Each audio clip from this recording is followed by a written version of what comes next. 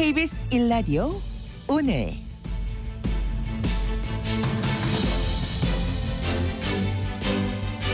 안녕하세요. 특집 KBS 1라디오 오늘 전종철입니다. 오늘 방송에선 여야의 인재 영입 경쟁과 혁신안, 신당 창당 움직임 등을 강승규 전 대통령실 시민사회수석 민주당 김성환 의원과 함께 분석해 보겠습니다.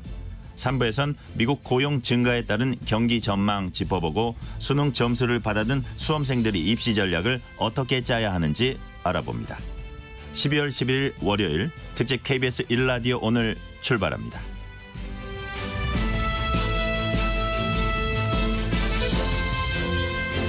특집 KBS 1라디오 오늘은 유튜브로도 실시간 방송합니다. 문자 참여는 짧은 문자 50원, 긴 문자 100원이 드는 샵 9730, 콩 어플은 무료입니다. KBS 1라디오 채널에는 정치, 경제, 사회, 문화 등 다양한 명품 콘텐츠가 있습니다. 구독과 좋아요, 댓글 많이 부탁드립니다.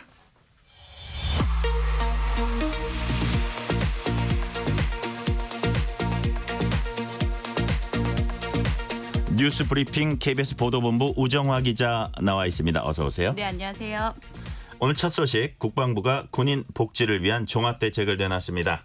특히 그동안 열악하다고 지적된 초급 간부들의 처우를 개선하기로 했다는데 일단 연봉 많이 오릅니까? 네, 일단 2027년까지 연봉부터 좀 올리기로 했습니다. 2027년에 일반 부대 하사와 소위의 연봉은 올해와 비교를 해서 15% 정도 올리기로 했고 사실상 뭐 더 좀 힘든 근무를 하는 전방 경계부대의 하사와 소위의 연봉은 30% 정도까지 좀 올리기로 했습니다. 그래서 전방에서 근무하는 하사는 연봉을 최고 4,900만 원까지, 또 소위는 최고 5천만 원까지 올리기로 했습니다. 소위 5천만 원? 네, 소위 5천만 원입니다. 이렇게 할 수 있는 거는 상여금의 호봉을 좀 높여서 만들기로 했는데요. 그동안은 일반 공무원들보다 이들의 호봉이 더 낮았다고 합니다. 또 이번에 숙소도 좋게 만들어주기로 계획을 발표를 했습니다. 초급 간부 숙소도 현재는 2인 1실이지만 2027년까지 1인 1실로 개선을 하기로 했습니다. 네. 일반 병사들 월급도 오른다는데 네. 얼마나 오릅니까? 네, 병장을 좀 예로 들면 올해 병장 월급이 100만 원입니다. 여기에 자산 형성 프로그램이라고 하는 군대에 있을 때 돈을 모을 수 있는 이 프로그램에서 지원을 해주는 정부 지원금까지 더하면 월 한 130만 원 정도 되는데요. 내후년에는 일단 병장 월급이 150만 원으로 인상이 됩니다. 여기에다가 정부 지원금 최고 55만 원까지 받게 되면 병장은 최고 205만 원까지 받을 수 있게 된다는 겁니다. 또 병사들이 사는 생활관도 좋아지는데요. 현재는 9명이 함께 이 생활관을 쓰고 있는데 앞으로는 2인실, 못해도 최대 4명까지만 같이 쓰게 만들어준다고 합니다. 네. 이번에 국방부가 특히 초급 간부 근무 여건 개선을 위해서 특히 애를 쓴 것 같은데 이들을 특별히 대우하는 이유가 뭔가요? 네, 사실 그동안 근무를 하는 것만큼 공무원이다 보니까는 뭐 사실 좀 월급이 좀 상대적으로 적다는 평가가 좀 많았습니다. 특히나 이 초급 간부의 경우에는 병사보다 복무 기간이 긴데 병사들 월급이 오르는 것만큼 이 초급 간부는 오르지가 않았고, 또 현실적으로는 뭐 웬만한 기업의 신입사원에도 좀 못 미치는 월급이 나오다 보니까 초급 간부를 구하기가 쉽지 않았습니다. 정부가 이번에 올리는 계획에 따라서 이렇게 하게 되면 뭐 중견기업 수준 정도로 볼 수 있다. 연봉이 중견기업 수준과 맞먹는다라고 했는데 과연 나중에 지원자들이 어떻게 받아들일지 나중에 이 초급 간부를 지원하는 지원자 숫자가 좀 말을 해줄 것 같습니다. 네. 다음 정치권 소식입니다. 민주당 이재명 대표에 대해서 연일 날선 비판을 하고 있는 이낙연 전 대표 신당 창당 이야기가 이어지고 있는데요. 어제는 신당 창당에 관해서 좀 더 나아간 발언을 했다고 하네요. 네, 이낙연 전 대표가 어제 기자들을 만나서 신당 창당의 결단을 언제 하겠냐 이런 질문을 받고 나서 늦지 않게 하겠다 이렇게 답을 했습니다. 그러면서 이준석 전 국민의힘 대표와도 때가 되면 만나겠다 이렇게 말을 했습니다. 네. 이낙연 전 대표는 대한민국을 위기에서 구할 문제의식과 충정을 가진 사람이라면 어떤 방식으로든지 뜻을 모을 필요가 있다면서도 다만 단지 일에는 순서가 있다 이렇게 말을 하면서 이준석 전 대표를 금방 만날 뜻은 아니라고 이야기를 했습니다. 그동안 이낙연 전 대표는 지금의 양당 구조로는 안 된다면서 제3당의 창당 필요성을 강조를 해왔는데 이준석 전 대표까지 만나보겠다라고 하는 이야기로 봐서는 연대를 시사한 것 아니냐 이런 해석이 나오고 있습니다. 네. 이낙연 전 대표가 당장 민주당 내에선 함께할 사람은 타진하지는 않고 있다 이렇게 했다죠? 예, 말씀하신 대로 뭐 민주당 내에서는 함께 하겠다고 뜻을 보인 인사들이 있는지 뭐 아직까지는 타진을 하지는 않고 있다 이렇게 말을 했습니다. 그러면서 중요한 게 문제는 지금 이 상황이 이대로 좋은가 또 아닌가의 문제라면서 이 문제에 관해 결심을 하고 있는 사람들이 우선이라고 했습니다. 뭐 그러니까 이낙연 전 대표와 문제의식을 같이 하면 뭐 시점은 상관이 없이 언제든 함께할 수 있다 이렇게 읽히고 있습니다. 네. 이 전 대표 신당 창당 문제와는 별개로 비명계 모임 원칙과 상식을 출범한 의원 4명이 지도부 변화를 촉구하면서 거듭 압박을 했죠. 네, 어제 민주당 이원욱 또 김종민, 조홍천, 윤영찬 이 4명의 의원들이 지지자들과 간담회를 했는데요. 이번 달까지 당내 민주주의를 회복하기 위해서 가시적인 조치를 해야 한다고 당 지도부를 거듭 압박을 했습니다.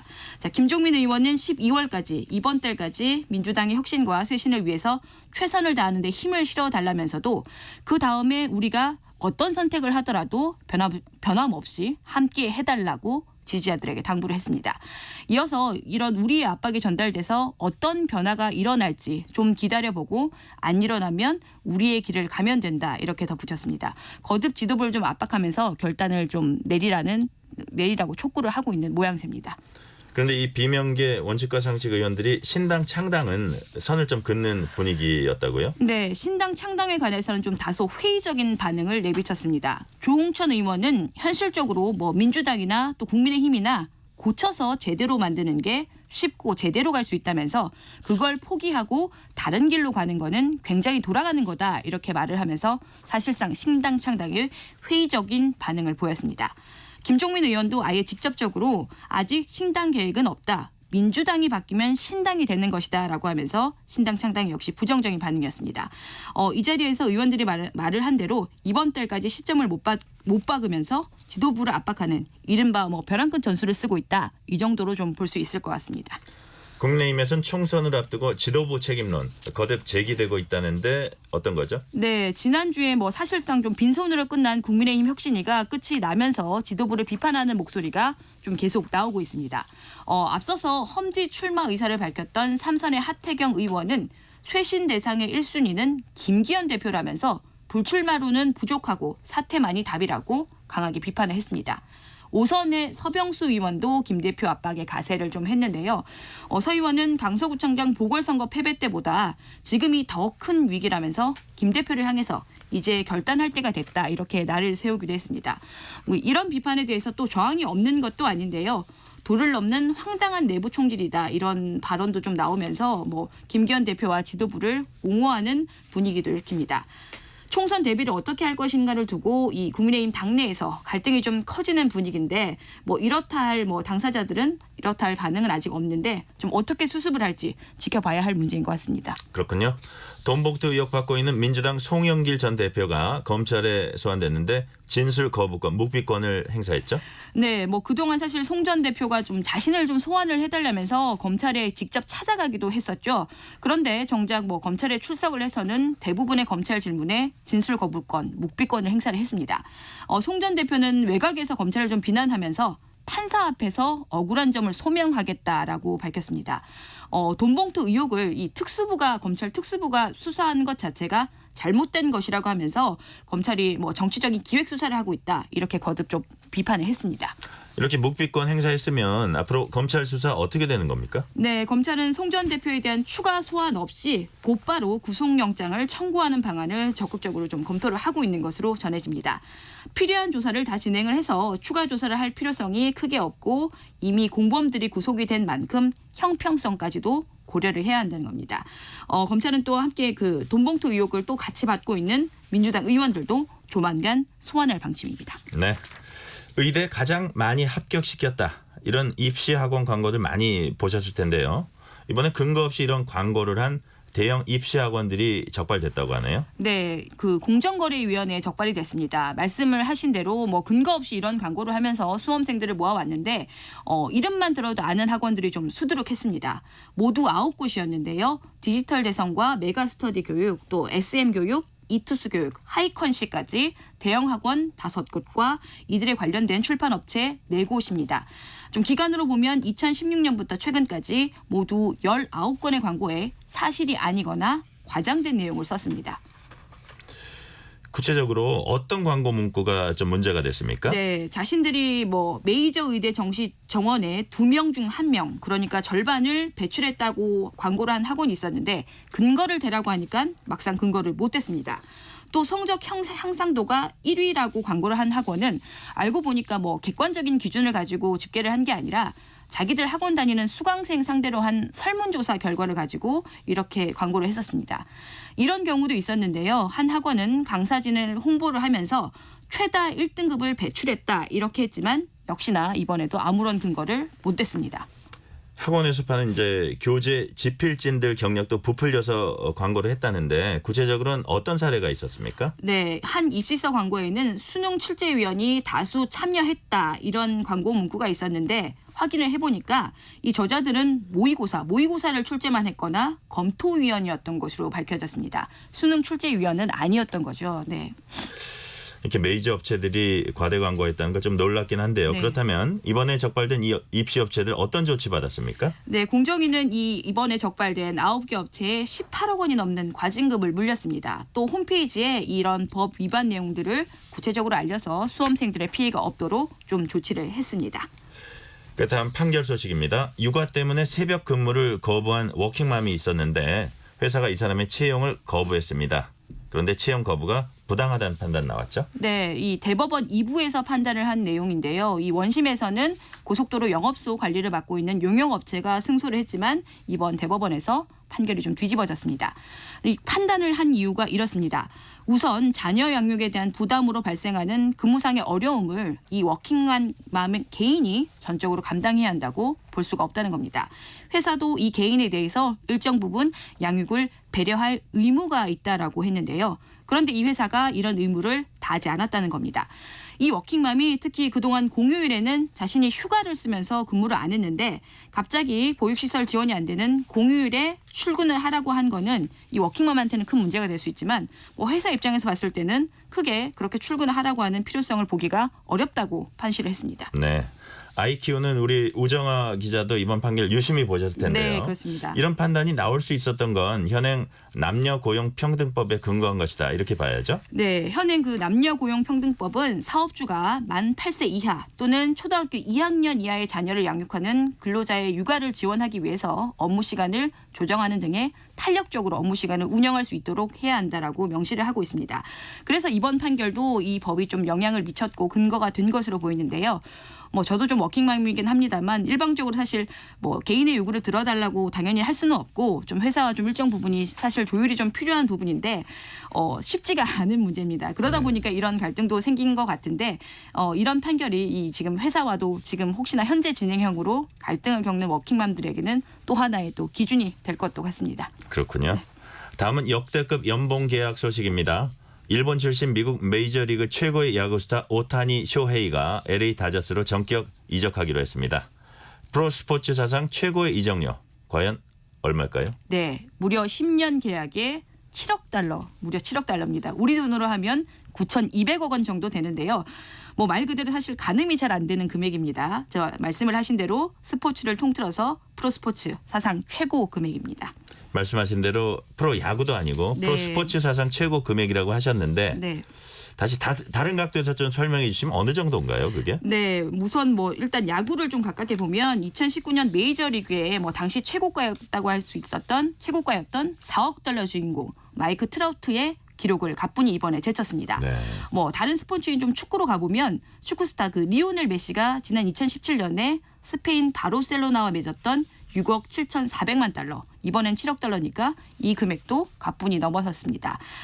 이번에 이 오타니가 계약한 7억 달러를 좀 재밌게 좀 비유를 한 것도 있는데요. 이 오타니가 받은 이번에 9,200억 계약은 우리나라 이 5만 원권으로 쌓아보면 우리나라 최고층 빌딩인 잠실 롯데타워 높이의 3배가 넘는다고 합니다. 그래서 뭐 내년에 전 경기에 만약에 출전을 하게 된다면 한 타석에 1억 1,000만 원 정도 된다고 합니다. 네, 일본 국민들은 흥분하고 있겠어요? 네, 뭐 너무 좋은 일이라고 하면서 계약 결과가 막상 발표가 되니까 일본 언론들도 대서특필을 했고요. 일부 신문에서는 뭐 호해보까지 발간을 하면서 상당히 좀 흥분하는 모습이었습니다. 네. 이 정도 받을 정도로 그동안 활약이 이제 대단했다고 보는 거죠? 네, 뭐 이 선수 사실 좀 뭐 만화 같은 캐릭터다 이런 이야기가 나오는데 이유가 투수와 타자 뭐 둘 다 잘하니까 너무 비현실적이다 이런 얘기까지도 나왔습니다. 특히나 올 초에 그 WBC에서 공포의 변화구 스위퍼로 이 일본의 우승까지 이끌면서 국내 야구 팬들에게도 강한 인상을 남겼는데요. 이 오타니 선수를 내년에 우리 국내에서 볼 수 있는 기회가 좀 생길 것 같습니다. 내년 메이저리그 개막전이 우리 고척 스카이돔에서 열릴 예정인데요. 특히 개막전에 이 LA 다저스 경기가 잡혀 있어서 국내에서도 이 오타니의 등판을 볼 수 있을 것 같습니다. 그렇군요. 의대 정원 확대와 관련해서 정부와 의사협회가 이제 이견을 보이고 있는데요. 예, 오늘부터 대한의사협회가 총 파업 투표를 시작하죠? 네, 총 파업 투표가 말씀하신 대로 오늘부터 시작이 됩니다. 그리고 오는 17일 일요일에는 서울 세종대로 일대에서 의사 총궐기대회도 예정이 돼 있습니다. 갈등 수위가 조금씩 좀 높아지는 분위기가 좀 읽힙니다. 네. 네, 정부가 보건 의료 위기를 관심 단계로 발령했다고요? 네. 관심 단계로 발령을 했습니다. 이 관심 단계가 어떤 거냐면 보건의료 재난 위기 관리를 위한 이 표준 매뉴얼이라는 게 있는데 이 매뉴얼에 따라서 단체의 뭐 파업이나 휴진 등에 대비를 해서 진료 대책을 점검을 하고 또 유관기관과 협조를 만드는 단계입니다. 뭐 한마디로 지금 혹시 모를 이 가능성, 의사 파업, 병원 문 닫는 상황에 이제 정부가 대비를 하는 것이죠. 정부는 일단 이런 극단적인 상황이 없도록 의료계와 대화를 충실히 이어가겠다 이렇게 밝히고 있습니다. 그러면서도 불법 집단 행동에는 법과 원칙에 따라서 엄격히 대응한다는 원칙은 거듭 천명을 했습니다. 오늘부터 시작되는 이 파업 투표 결과를 끝까지 좀 지켜봐야 할 것 같습니다. 네, 오늘 여기까지 듣겠습니다. 우정화 기자였습니다. 지금 시각 7시 36분입니다. 날씨 정보입니다. 오늘과 내일 사이 전국에 걸쳐서 비가 내리겠습니다. 20에서 80mm 정도 내리겠는데 특히 영동 및 동해안, 제주 산지에는 100에서 200mm의 많은 비가 쏟아지겠습니다. 100에서 120mm 안팎의 비가 예상됩니다. 피해 없도록 주의해 주시고요. 대설주의보가 발효 중인 강원 산지에는 최대 30cm 안팎의 눈이 쌓일 걸로 보여서 안전사고에 유의해 주시기 바랍니다. 오늘과 내일에 걸쳐 전국에 바람도 강하게 불겠고요. 동해안에는 너울성 파도가 높겠습니다. 오늘 낮 기온 서울 10도 등으로 어제보다 많이 내려가겠습니다. 지금 서울의 기온은 10도입니다. 날씨 정보였고요. 다음은 이 시각 교통 상황 알아보겠습니다. KBS 교통정보센터의 정현정 씨입니다. 네, 월요일 출근길인데요. 먼저 경부고속도로 서울 쪽입니다. 수원에서 신갈분기점까지 정체고요. 금토분기점에서 반포까지 제속도 못 냅니다. 반대 부산 쪽으로는 잠원에서 서초까지 정체고요. 신갈분기점에서 수원까지 밀리고 있습니다. 수원 부근 1차로에서는 버스가 서 있어서 밀리고 있고요. 동탄분기점 1차로에서는 추돌 사고를 처리하고 있습니다. 오산 부근에서와 남사진위에서 남사까지 제속도 못 내고요. 서해안고속도로 목포 쪽으로는 금천 부근에서 밀리고 있습니다. 매송휴게소에서 화성휴게소까지는 12km가량 천천히 가고요. 영동고속도로 강릉 쪽으로 서창분기점에서 월곡분기점, 더 가서는 서안산 부근에서 안산분기점까지 정체가 심합니다. 한편 강남순환도로입니다. 수서 방향인데요. 봉천터널 1차로는 추돌 사고 있으니까요. 미리 다른 차로로 변경하시기 바랍니다. KBS 교통정보센터에서 정현정입니다.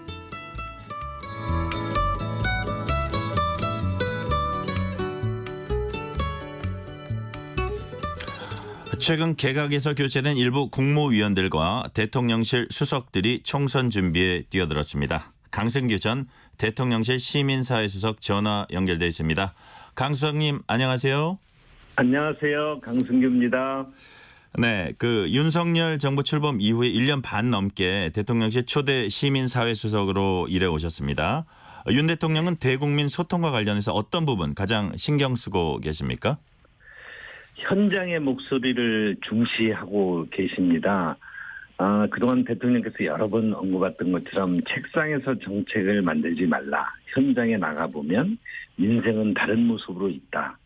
그래서 뭐 대통령께서도 직접 현장에 나가셨고요. 또 우리 비서관이나 행정관들도 현장으로 나가서 현장 소통을 강화를 했는데요. 저희 시민사회는 이렇게 윤석열 대통령, 윤석열 정부에 와서 온라인, 오프라인 투 트랙으로 국민들과 대통령 또는 정부가 직접 만나는 그런 새로운 시민사회의 어떤 소통의 기틀을 좀 마련했다. 스스로 저희들은 자평하고 있습니다. 네. 그렇다면 네. 대통령실과 국민 사이의 소통 평가해 주세요. 몇 점 주시겠습니까? 뭐 90점 정도 드리고 싶습니다. 뭐 취임초 도어 스티핑을 통해서 그 아침마다 언론을 통해 국민과 직접 만나셨고요. 또 그 이후에는 또 민생 정책이나 뭐 과학계, 청년, 전문가 집단, 또 다양한 종교계, 뭐 국민운동 단체 등의 그런 이슈 현장으로 대통령께서 직접 뭐 참여하시고 그래서 소통을 이어왔지요. 아마 이런 대통령의 노력 등이 뭐 국무에서 코피까지 흘리시는 그런 모습으로 국민들에게 보여지지 않았나 이렇게 생각합니다. 네. 강 전 수석께서는 18대 때 서울 마포갑에서 의원을 지내셨습니다. 네. 그런데 이번에 국민의힘 홍문표 의원이는 충남 홍성 예산 출마를 선언하셨어요. 이것을 네. 선택하신 이유가 뭡니까?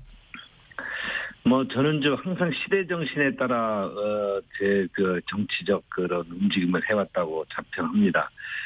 18대 총선 당시는 당시 특정 가문이 한 지역에서 오랫동안 뭐 구태 정치를 이어오고 있었는데요. 제가 가서 마포를 뭐 그냥 상대적으로 뒤떨었던 용산같이 발전시키겠다 이런 이슈 선거 슬로건을 내걸고 뭐 싸워서 이겼고요. 그래서 지금 현재 그 마포는 뭐 마용성으로 불려지는 그런 어떤 서울의 아주 중심적인 도시로 성장을 했습니다. 아마 최근에 이번 조사에서도 뭐 서울의 49개 지역구 중에서 10손가락에 드는 국민의힘에 유리한 지역으로 나왔다고 그럽니다. 저는 이번 홍성 예산 출마는 뭐 또 우리 시대에 또 윤석열 정부의 또 하나의 과제인 지방 시대의 부활을 위해 제가 좀 기꺼이 앞장서겠다 이런 각오로 나섰습니다. 예산 홍성을 중심으로 지방이 활성화돼야 된다는 어떤 선도 모델을 좀 보여주고 싶고요.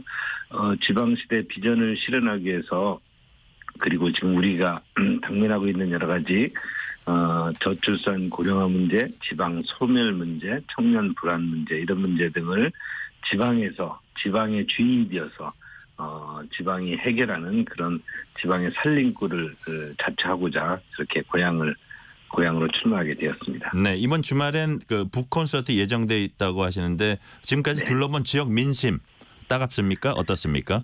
뭐 변화를 요구하고 있고요. 또 그 변화는 이제 지방도 어떤 분명한 컨셉과 또 브랜드를 가지고 있어야 되는데 그동안 뭐 예산 홍성 너무 침체돼 있었다, 변화가 없었다 이런 민심들이 많아서요. 제가 이번 16일 덕산의 니숨에서 북콘서트를 엮고 지방 살리기 우리가 어떻게 나설 수 있는지 함께할 수 있는지를 한번 모색해볼 예정입니다. 네, 경기도 분당갑 현역 의원이 이제 안철수 의원입니다. 김은혜 전 홍보수석의 지역구였기도 했으니까 김 전 수석은 자연스럽게 그것을 이제 검토를 할 것 같고요. 그런데 복수의 장관 출신들도 분당 쪽을 바라본다는 것을 이렇게 알려지면서 홍준표 대구시장이 한마디 했습니다. 분당에 몰려드는 사람들 면면을 보니까 총선 이기기 힘들게 생겼다. 홍 시장이 이 발언 어떻게 생각하세요? 뭐 홍 시장께서 그렇게 비판할 수도 있고요. 저희는 또 이렇게 봅니다. 총선에서는 저마다 자기의 브랜드를 가지고 최고의 지역을 선택해서 경쟁하지 않습니까? 네. 선거라는 것은 총칼이 아닌 선거제도, 투표를 통해서 경쟁을 통해서 지역의 또는 그 유권자의 민심을 사는 것인데요. 경쟁이야말로 최고의 무기인 것입니다. 지금 이러쿵저러쿵 얘기가 나올 수 있고 또 지역 후보마다 자기가 어떤 지역에 선택할 건지를 과정에 있습니다. 이런 변화 등이 이런 경쟁 등이 자연스럽게 또 공관위의 어떤 질서 있는 어떤 관리에 의해서 간다면 총선에서 또 어떤 승리의 포인트로 작용할 수도 있다 이렇게 봅니다. 시끄럽고 경쟁하고 또 뭔가 이렇게 치열함이 있으면 그것은 분명한 좋은 징조라고 저는 봅니다. 네. 중진 또는 친윤 인사들의 험지 제출만은 혁신위원회 핵심 요구 사항이기도 했습니다. 근데 이제 당 지도부 차원에선 그러니까 최고위 차원에서 선뜻 수용하거나 의결하진 않았어요. 그래서 오늘 마지막 혁신안을 보고하는 혁신위원회가 사실상 빈손으로 끝났다 또는 절반의 성공이다 등등의 평가가 나오는데 강전 수석께서는 혁신위 활동 어떻게 평가하세요? 혁신위는 혁신위 활동이 오늘 사실상 끝난다 하더라도 혁신위가 내놓은 결론 등이 앞으로 현실, 그러니까 실현돼야 되는 것은 이제 시작이 되는 것이기 때문에 저는 국민의힘의 혁신은 과정 중이다 이런 부분에 분명한 확신을 가지고 있고요.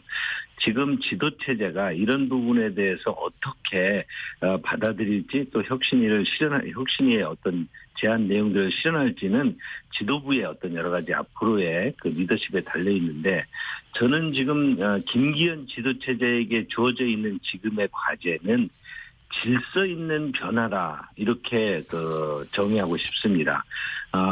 임 위원장 등의 혁신의 활동이 아주 돌격적이고 또는 아주 거침없는 변화를 요구한다면 이를 지도체제가 실제 제도에서 또 관리에서 이렇게 실현하기 위해서는 이를 어떤 거침없는 변화 요구를 하더라도 이것을 현 체제에서 어떻게 조화롭게 적응해서 변화를 이끌어낼 수 있을지는 아주 질서 있는 그런 또 여러 가지 체계적인 접근이 필요하다고 보고요.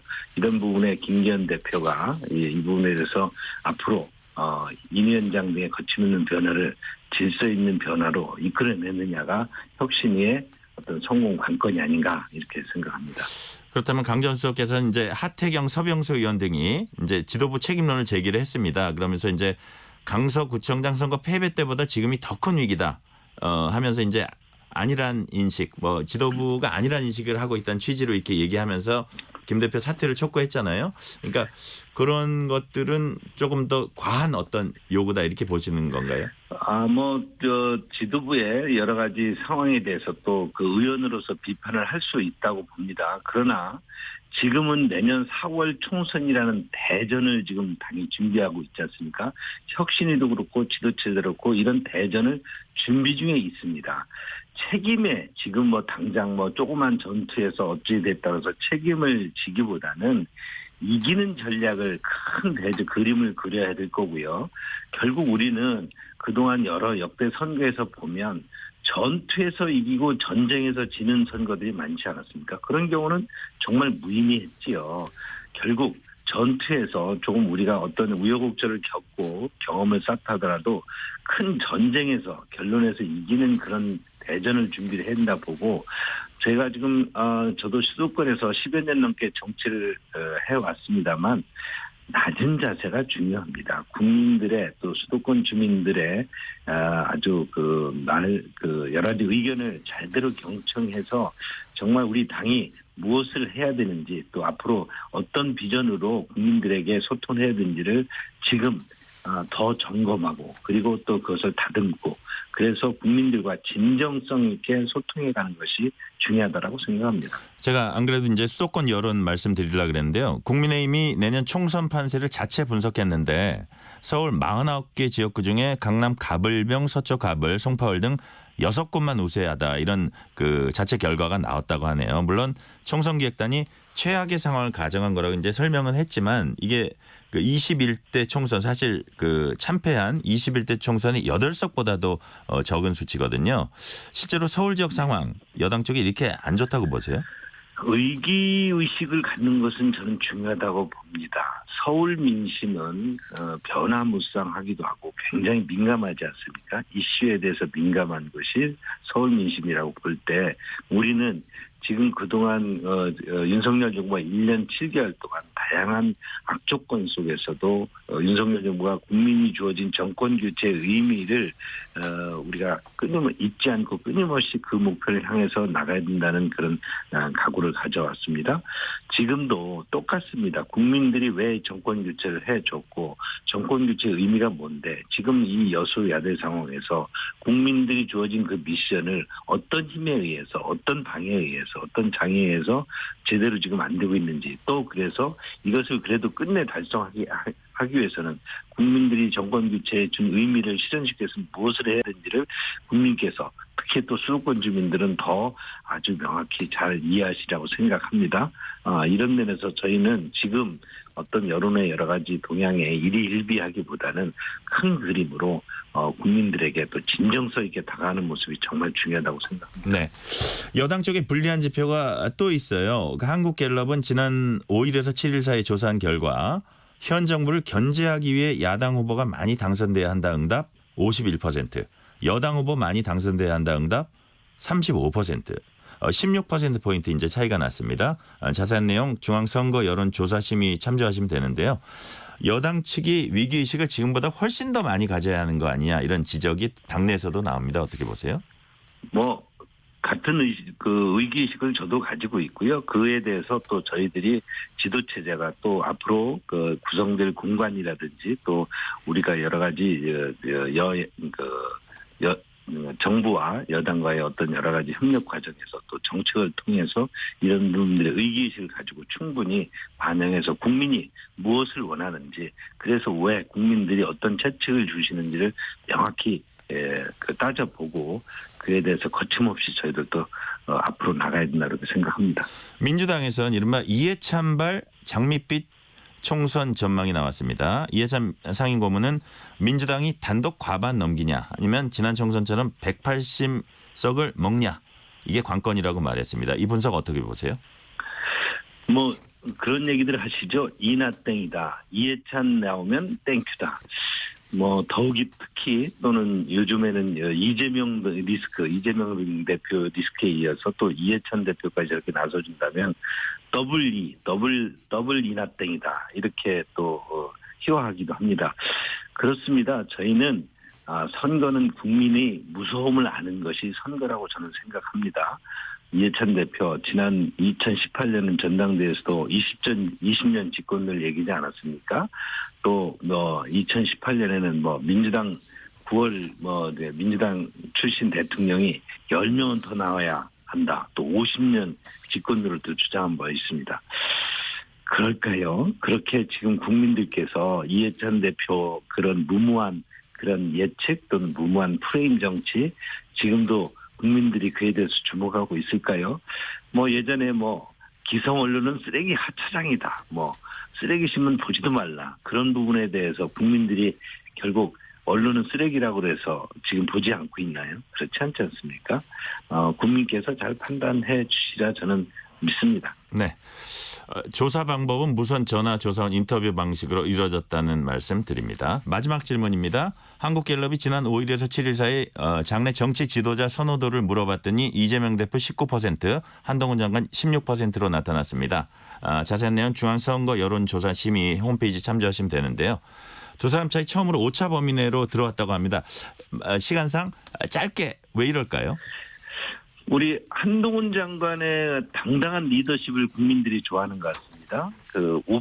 낡고 후진 그런 586 세대를 교체할 새로운 리더십으로 우리 한동훈 장관들의 당당한 리더십을 좋아하고 있지 않나 그렇게 생각합니다. 네, 말씀 여기까지 듣겠습니다. 강승규 전 대통령실 시민사회 수석이었습니다. 감사합니다. 감사합니다.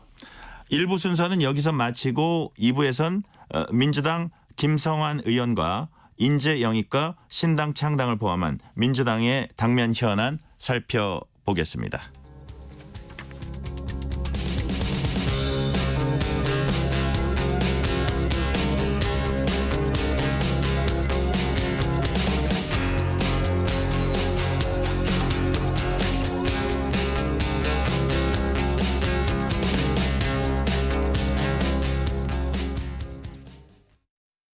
고향도 지키고 혜택도 받는 고향사랑 기부제.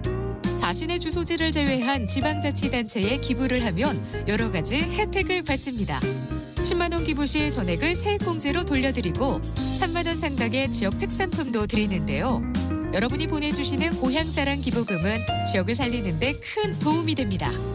고향사랑 이음 사이트와 전국 농협지점에서 기부하시고 가장 마음에 드는 답례품도 골라보세요. 연말을 따뜻하게 보내는 또 하나의 방법. 지역의 심장을 다시 뛰게 할 고향사랑 기부제. 행정안전부와 243곳의 지방자치단체가 함께합니다. 대한민국에 따뜻한 바람이 붑니다. 난치성 질환 어린이 돕기 공익신탁으로 아이들의 아픔을 보듬기 바람. 환경 지키기 공익신탁으로 깨끗한 지구를 물려주기 바람. 당신은 어떤 바람을 갖고 계세요? 당신의 바람 공익신탁이 실행합니다. 기부 목적을 정해 자산을 맡기면 기부자의 바람대로 자산을 운영해주는 공익신탁. 국가 관리로 기부 내역이 투명하게 공개돼 더 믿을 수 있습니다. 신탁으로 하는 선진국형 기부 문화. 공익신탁으로 대한민국에 당신만의 따뜻한 바람을 더하세요. 이 캠페인은 법무부가 함께합니다. 알고 계시나요? 겨울철에 심해지는 미세먼지 피해를 줄이기 위해 계절관리제 차량 운행 제한 제도가 시행됩니다.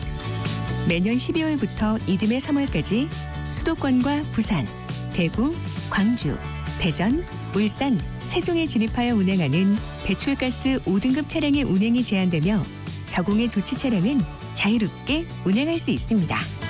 저공해 조치 신청은 자동차 배출가스 전산 시스템 또는 지자체 환경부서에서 가능합니다. 미세먼지 없는 깨끗한 하늘 만들기. 이 캠페인은 환경부와 한국환경공단이 함께합니다.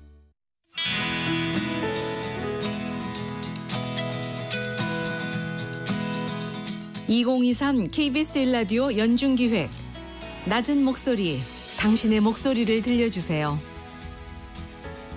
안녕하세요. 저는 경남 창원에서 재활치료사로 일하고 있는 이수빈입니다.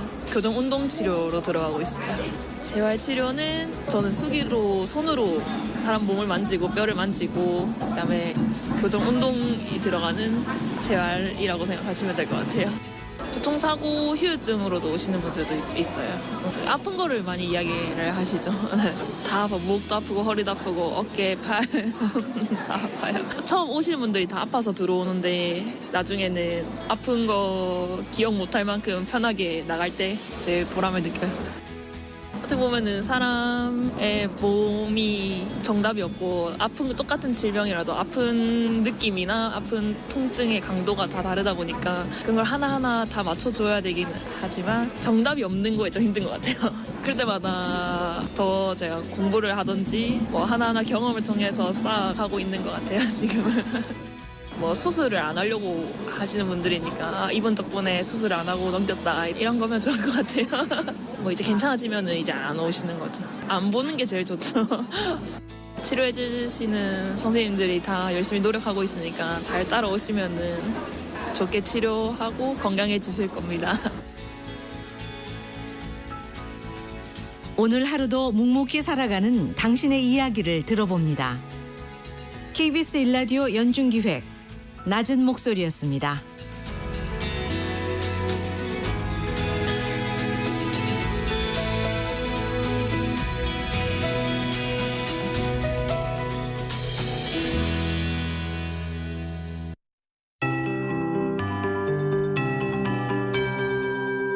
KBS 58분 날씨. 전국 대부분 지방에 비가 내리고 있고요. 영동 지방의 빗줄기가 강해지고 있습니다. 20mm대의 강수량 기록 중입니다. 강원 산지에는 호우주의보가 내려진 곳도 있고 대설주의보가 발효 중인 곳도 있습니다.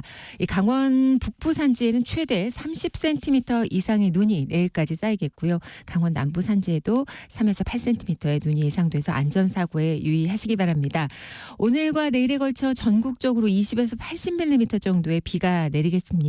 이 동풍이 태백산맥에 부딪혀 생긴 비구름대가 원인이 되기 때문에 이쪽 인접 지역으로 매우 많은 비가 내리겠습니다. 영동과 동해안 또 제주 산지 쪽 100에서 120mm 내외의 강한 비가 예상되고 있고요.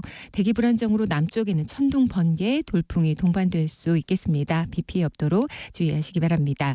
이렇게 내일까지 바람 강하겠고요. 현재 해안과 제주에 이미 바람이 강해져 있습니다. 이 강원 산지는 내일까지 안개가 짙겠고 동해안에는 너울성 파도가 높겠습니다. 해상의 물결도 대략 2에서 4m로 높겠는데 최대 5m까지 이는 곳이 있겠습니다. 아침 기온은 평년 기온을 크게 웃돌고 있습니다만 낮부터 기온 내려갑니다. 서울 10도, 대전 13, 대구 14도의 낮 기온 예상됩니다. 지금 서울의 기온은 9.9도입니다. 강혜종입니다.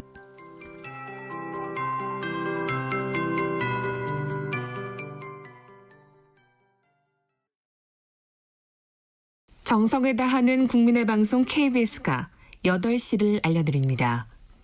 AM 711kHz, FM 97.3MHz, KBS 1라디오입니다. HLKA.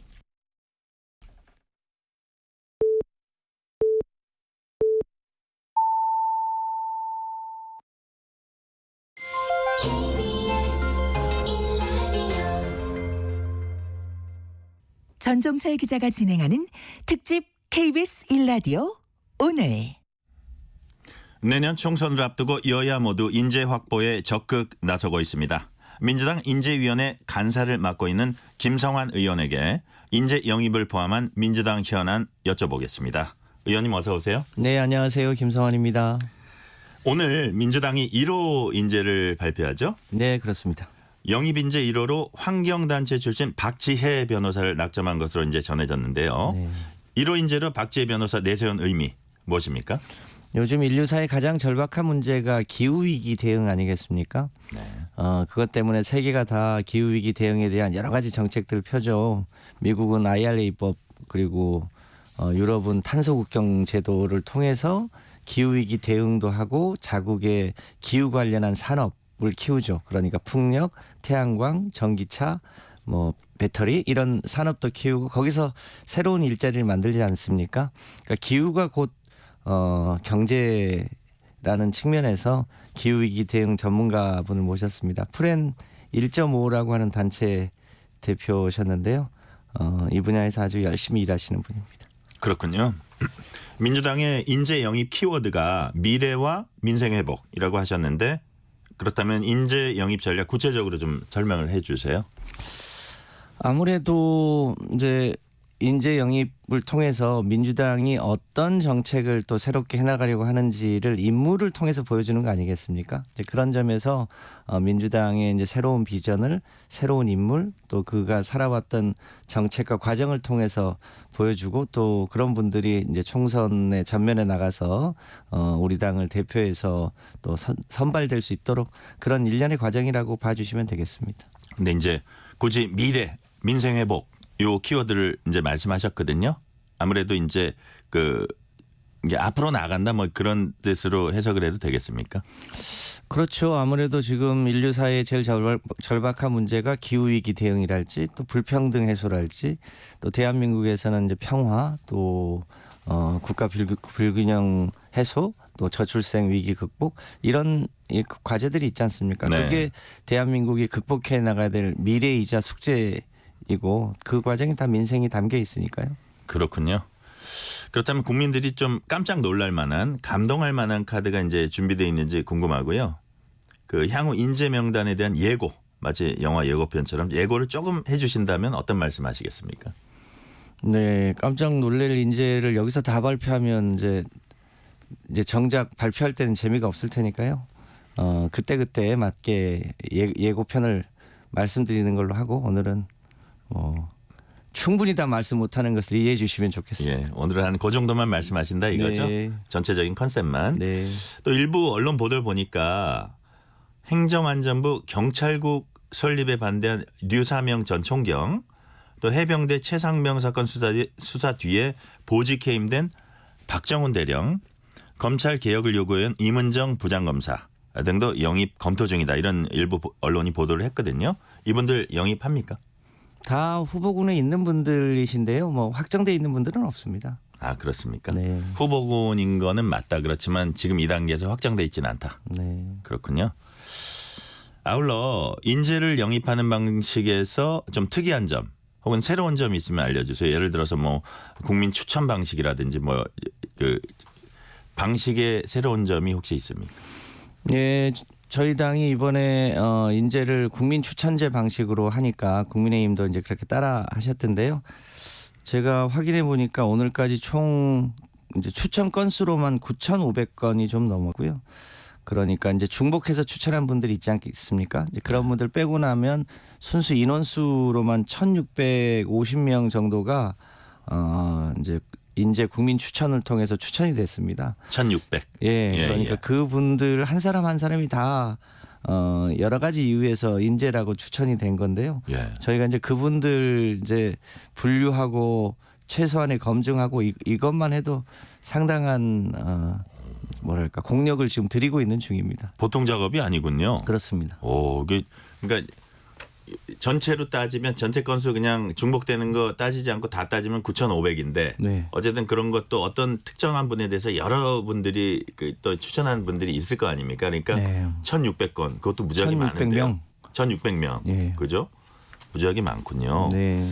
좀 그러니까 상당한 이번 그 선거에 대해서 국민들이나 지지자들이 좀 생각보다 관심을 많이 가진다 이렇게도 보여지는데요.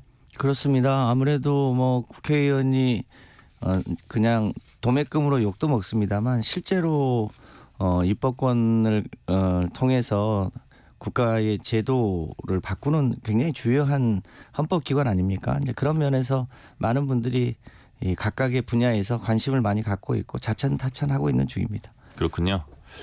이제 과거에 보면 여당이든 야당이든 그 참신한 인물이라고 이제 데려다 놓고서는 곧바로 심각한 결격 사유가 발견돼서 뭐 낙마하는 경우들도 있었어요. 정치권에서.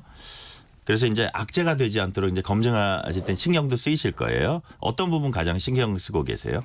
아무래도 이제 그분이 평소 뭐 SNS 등을 통해서 이제 본인의 생각들을 드러내는데 네. 그게 일종의 평판이 되지 않겠습니까? 그런 면에서 혹시 흠결은 없는지를 유심히 살피는 게 일단 기본이고요. 예. 또 그분의 뭐 재산 상태라든지 또 가족 관계나 혹은 범죄 경력이라든지 이런 것도 이제 기본으로 살펴야 하고 예.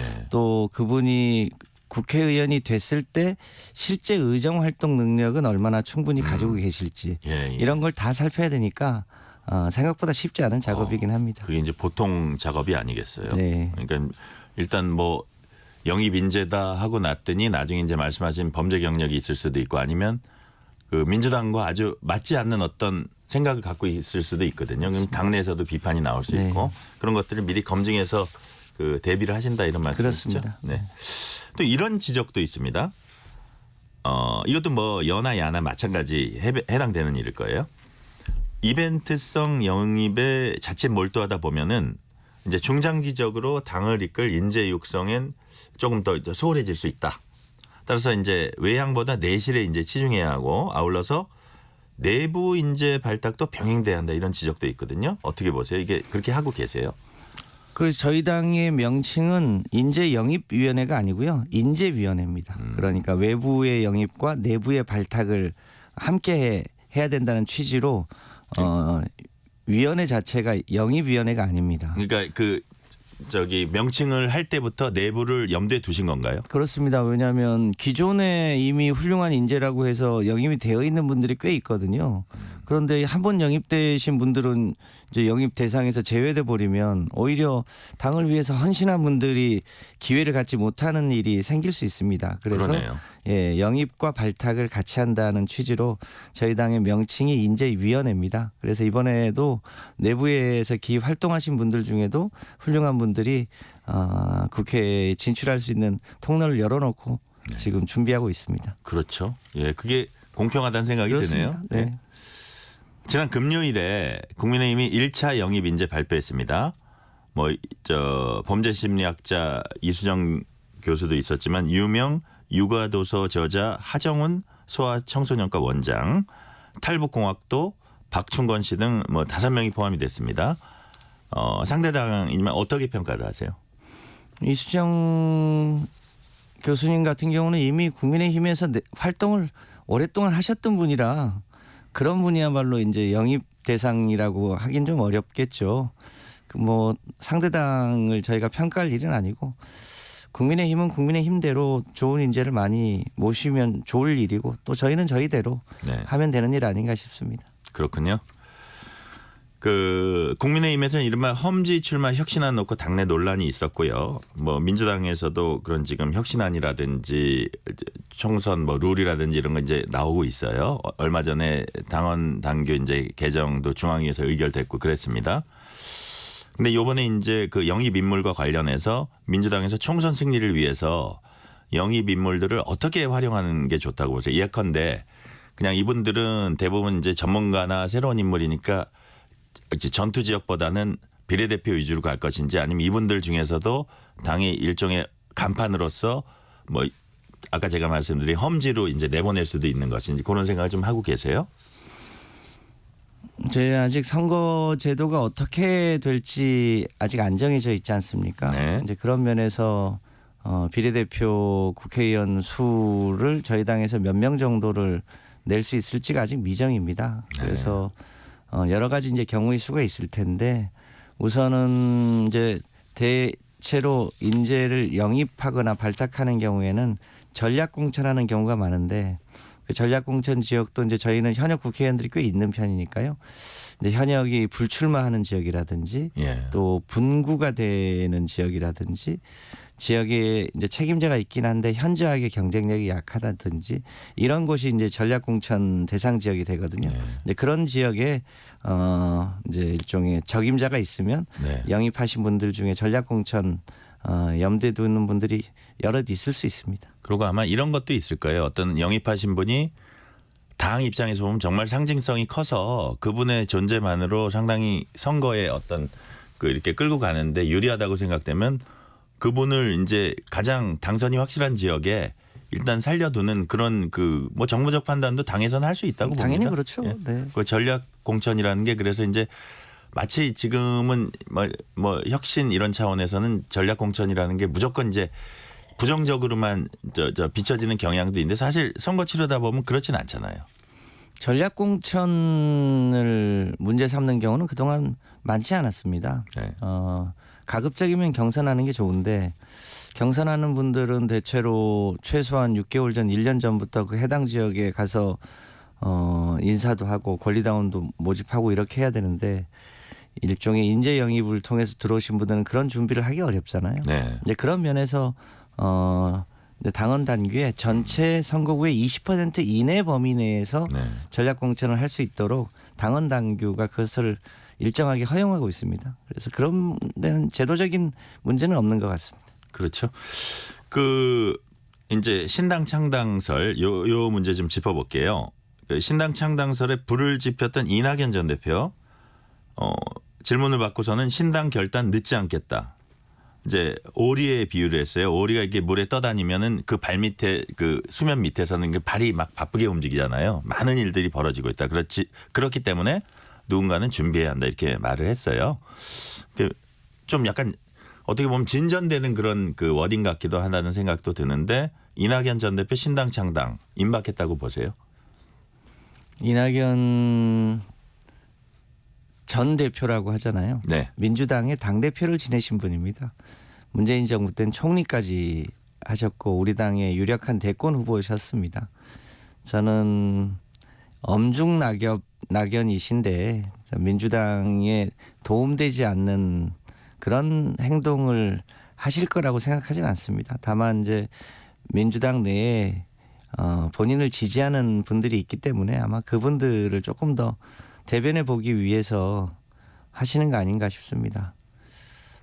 그러니까 지금 어떤 그런 말씀들 많이 하세요. 이낙연 전 대표 스타일로 볼 때 지금의 어떤 나오는 발언들은 거의 뭐 신당 창당 9분 응선 8분 응선은 넘은 것처럼 이제 그 워딩 자체로는 그렇던데 그분의 지금까지 어떤 정치 행보나 이런 것들을 봤을 때 이렇게 당을 막 옮기고 이런 분들도 아니었거든요. 그래서 아마 이게 당내 어떤 그 변화를 촉구하는 거 아니냐 이런 식으로 관측하는 분들도 있어요.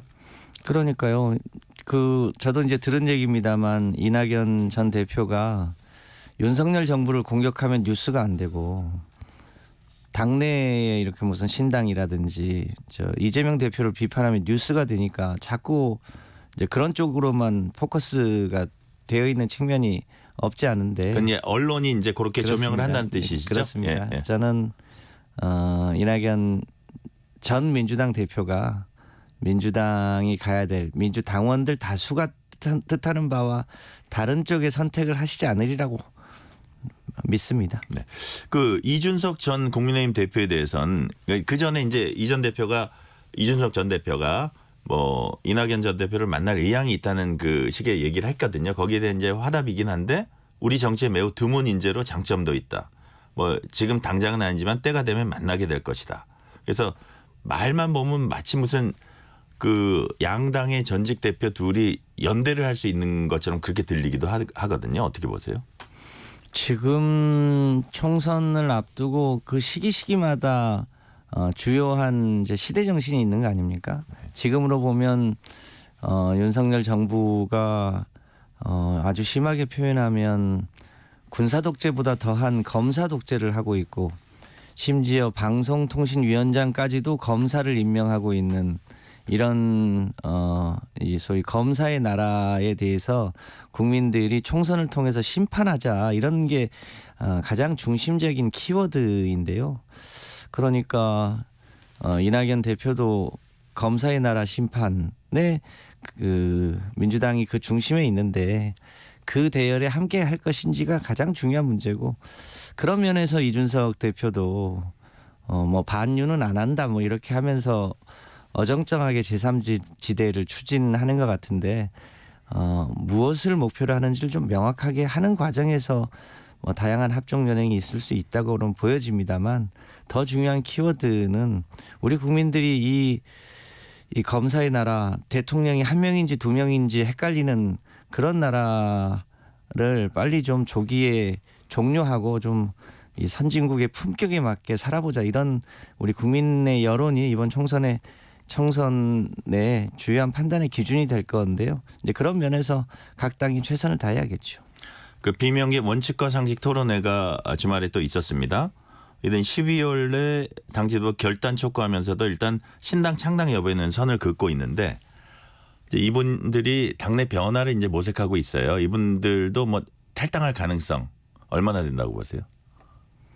뭐 알 수 없죠. 그런데 우리 국민들이요 선거 앞두고 탈당하는 분들 별로 안 좋아합니다. 그리고 그분들이 탈당을 뭐 만약에 하게 된다면 여러 가지 명분을 뭐 가지려고 노력을 할 텐데 그것도 그 취지에 동의하기가 쉽지 않을 겁니다. 왜냐하면 그분들이 당내에서 특히 체포동의안 등등 일대 했던 행동들이 있으셨거든요.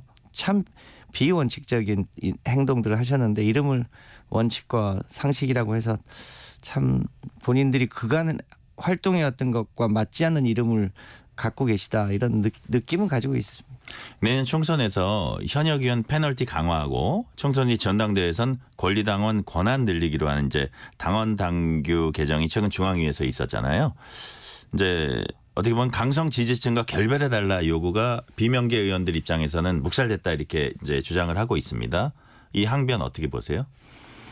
예전에도 다 김대중 대통령 때부터 또 노무현 대통령 때 문재인 대통령 때 다 일종의 당의 적극적 지지층이 있었거든요.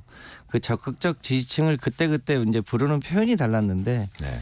당의 적극적인 지지 의사를 갖고 있는 당원들을 결별하라고 하면 누구랑 같이 당 활동을 합니까?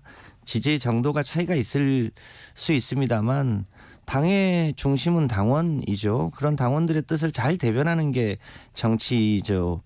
또 국회의원이 해야 될 역할 아니겠습니까? 뭐 결별하라 이건 상식적으로 맞지 않는 얘기입니다. 민주당 이해찬 상임고문이 이제 총선 전망을 내놨어요. 단독 과반이냐 아니면 뭐 지난 총선처럼 180석 그 확보냐 이게 관건이다.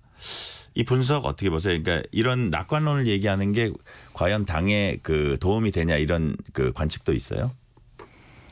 네, 뭐 선거라는 게 뭐 늘 생물이어서 낙관은 금물이고 그렇지 않겠습니까? 이제 저희 당도 최소한 국민의힘이 소위 검사의 나라를 전행할 수 없도록 최소한 과반 이상을 목표로 최소한 1당을 목표로 해야 되는 건 이제 저희의 목표이고요. 실제로 얼마나 의석을 확보할 수 있을지는 알 수 없죠. 근데 최선을 다해봐야 하고 이제 최근에 워낙 윤석열 소위 이 검사 독재에 대한 국민들의 뭐랄까 필요감, 심판하겠다고 하는 생각 이런 게 광범위하게 퍼져 있는 건 사실이거든요. 아마 그런 측면에서 이해찬 대표가 예측하지 않았나 싶습니다. 여기까지 듣겠습니다. 지금까지 민주당 인재위 간사 김성환 의원이었습니다. 감사합니다. 네, 고맙습니다.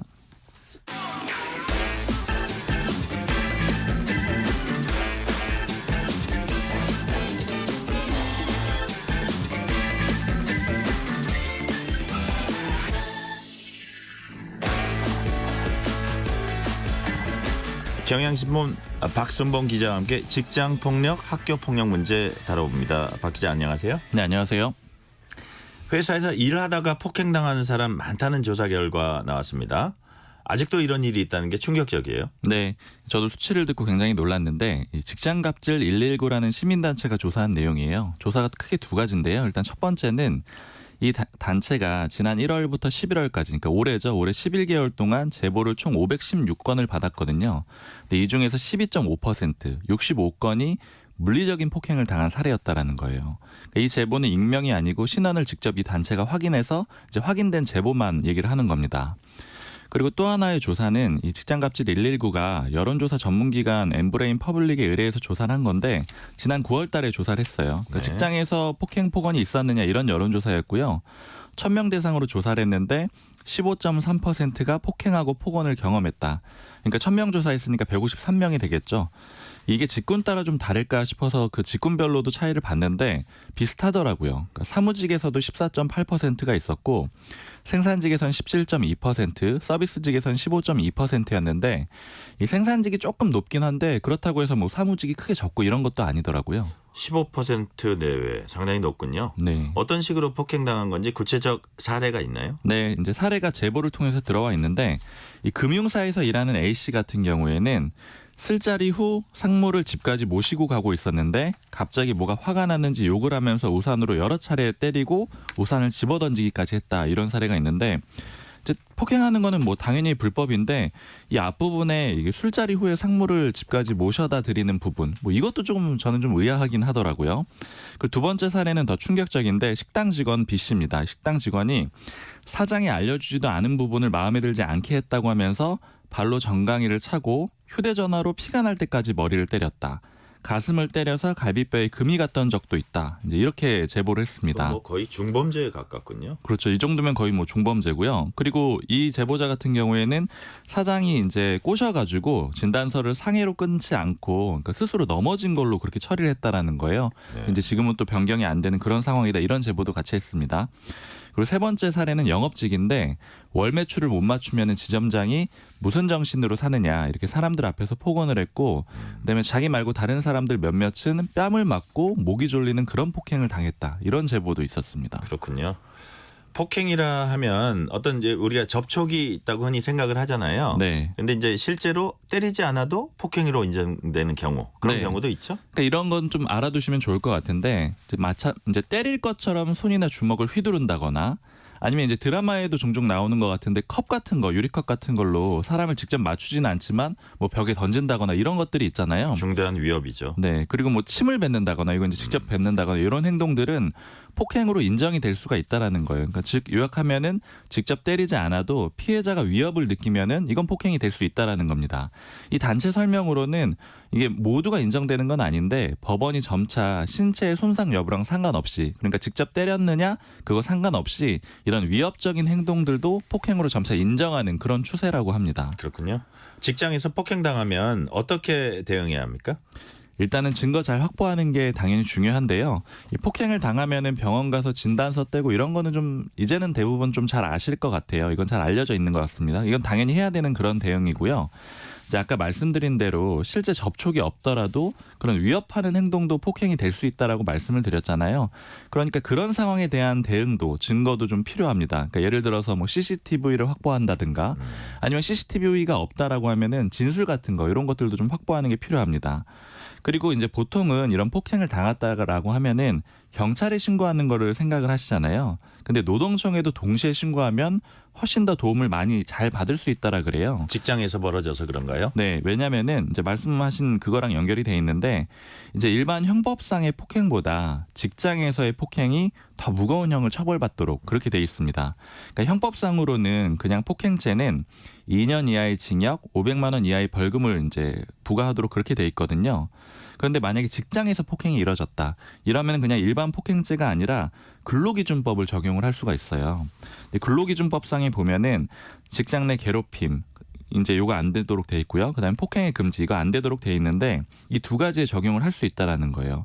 특히 이제 직장 내에서 폭행을 했다라고 하면은 이 근로기준법상 폭행 금지에 적용이 되는데 5년 이하의 징역 또는 5천만 원 이하의 벌금에 처할 수 있어요. 그러니까 아까 말씀드린 게 2년 이하의 징역, 500만 원 이하의 벌금 이게 일반 폭행죄니까 뭐 징역상으로 봐도 2.5배, 벌금으로 보면 거의 10배 수준이거든요. 그러니까 훨씬 형이 무거우니까 네. 경찰청과 노동청이 동시에 신고를 하는 게 이제 어느 것을 적용할지 잘 봐가지고 이제 유리하게 그렇게 할 수 있다라는 겁니다. 그렇죠. 그러니까 아무래도 그 직장 내에서는 위계 관계가 있고 상하 관계가 있으니까 더 처벌이 강하지 않을까 하는 생각도 들어요. 네, 사실 이제 이런 대응을 말씀드리긴 했는데 문화 자체가 바뀌는 게 좀 필요합니다. 왜냐하면 이제 자신의 삶 자체가 걸려있기 때문에 이것도 신고를 못하는 경우가 훨씬 더 사실은 많거든요. 그렇군요. 이번에 학교 폭력 얘기해 보겠습니다. 앞으로 현직 교사들 학교 폭력 조사에서 빠지게 되죠. 네, 두 가지 의미가 있는데요. 일단 첫 번째는 이제 교사들의 업무가 너무 과중하다. 그다음에 민원 처리 같은 거 너무 많다. 이런 지적들이 이제 계속 있었고 문제도 있었잖아요. 뭐 서희초 교사의 그런 이제 사망 사건이라든가 이런 일도 있었고요. 그래서 교사들의 과중한 업무를 줄여주겠다. 이게 첫 번째 취지고요. 두 번째는 이제 학교 폭력도 더 전문가들이 조사를 해야 된다. 그래서 공정성을 높여야 된다. 이런 취지가 있습니다. 내년 3월부터 이제 정부가 하겠다라고 발표를 한 상태고요. 일단 학교 폭력 조사는 수사 경력이 있는 퇴직 경찰이나 아니면 이제 선생님들 중에서도 퇴직 교사 중에서도 뭐 생활 지도부장 같은 이런 이제 관련 경험이 있는 교사들이 있잖아요. 네. 그러니까 이런 사람들을 대상으로 해가지고 이제 다시 바꾸도록 그 사람들이 전담하도록 그렇게 바꿀 거고요. 그리고 학교 전담 경찰관 이제 SPO라고 부르는데 이 SPO의 역할도 강화시키기로 했습니다. 그러니까 학폭 조사가 이뤄질 때 이제 아까 말씀드린 그런 퇴직 경찰이나 이런 사람들이 이제 조사관들이 생기게 되는데 이 사람들한테 이제 자문을 해줘야 되고요. 그다음에 학폭 심의가 있을 때도 의무적으로 참여하기로 했습니다. 이제 쉽게 얘기하면은 교사들은 싹 다 빠지는 거고요. 전직 수사관들이 중심이 돼가지고 학교 폭력을 조사한다 이런 내용으로 바뀌는 겁니다. 결국은 그 경찰 인력을 상당히 대거 투입해야 되는 그런 상황이 됐네요. 맞습니다. 이제 학교 전담 경찰관도 늘리기로 했어요. 지금 1,022명인데 여기다 105명을 추가해가지고 1,127명으로 늘리기로 했어요. 그리고 이제 아까 말씀드린 그 학교 전담 그 조사관도 2,700명을 추가로 새롭게 위촉을 할 겁니다. 알겠습니다. 박순봉 기자였습니다. 감사합니다. 2부 순서 여기서 마칩니다. 어이 김씨, 밭에서 뭐해? 인삼 경작 신고하려고 반면적 좀 재고 있었지. 응? 그게 뭔데? 나도 해야 하나? 당연하지 이 사람아. 인삼 농사 짓는 사람이라면 해야 한다고. 인삼산업법 개정에 따라 반드시 지켜야 할 인삼 경작 신고 의무제. 자율적인 생산 면적 관리와 안정적인 수급으로 가격 안정을 도모하고 체계적인 관리를 통해 인삼의 품질을 높입니다. 판매 목적으로 인삼을 경작하는 농업인이라면 재배지 관할 인삼농협에 꼭 신고해주세요. 건강한 삶을 지키는 우리 인삼. 이 캠페인은 한국인삼협회 인삼자조금관리위원회가 함께합니다. 나무는 그냥 둬도 잘 자라지 않나요? 숲을 가꾸는 사람이 따로 있나요? 우리에게 깨끗한 자원과 삶의 터전을 제공하는 숲. 숲을 가꾸는 여러분들을 위해 산림경영 컨설팅이 있습니다. 나무를 심고 임산물을 재배하고 숲속에서 휴식과 즐거움을 찾는 일. 관심을 갖고 더 자세히 할수록 숲이 풍요로워지고 우리들의 삶도 채워집니다. 미래의 아이들도 산림의 혜택을 누릴 수 있도록 지속가능한 숲 가꾸기에 동참해주세요. 이 캠페인은 SJ 산림조합이 함께합니다. 노후 건축물의 성면 건축자재 해체 현장을 지키는 성면 해체 작업 감리인을 아시나요? 성면을 흡입하면 암 등의 질병이 생길 수 있는 만큼 성면 건축자재 해체 시 감리인이 관리 감독하며 성면이 흩날리지 않도록 작업의 안전성을 높입니다. 또한 성면 해체 작업 감리인 평가 제도를 통해 감리인의 전문성을 높이고 현장 관리를 강화하고 있는데요. 평가 결과는 환경부 홈페이지 및 성면관리 종합정보망에서 확인 가능합니다. 성면 피해 예방하는 성면 해체 작업 현장 안전관리. 이 캠페인은 환경부와 한국환경공단이 함께합니다. 잠시 후 8시 반부터 일부 지역국에서는 해당 지역 방송을 보내드립니다. 가스 사용이 많아지는 계절. 가스 사용 전에 가스가 새지 않았는지 냄새를 잘 맡아보고 사용 후에는 점막 코크와 중간 밸브가 제대로 잠겼는지 반드시 확인하는 안전수칙을 생활화해야 합니다. 불을 켰을 때 불꽃은 연소가 잘 되고 있는 파란색인지 확인하고 완전 연소가 되도록 조절합니다. LP가스는 공기보다 무거워 새어나오면 바닥에 가라앉기 때문에 쉽게 빠져나가지 않습니다. 따라서 충분한 환기가 필요한데요. 방석이나 빗자루 등을 이용해 가라앉아 있는 LP가스를 밖으로 밀어냅니다. 재해 재난 예방, KBS 라디오가 함께합니다. 지금 시각은 8시 30분입니다. KBS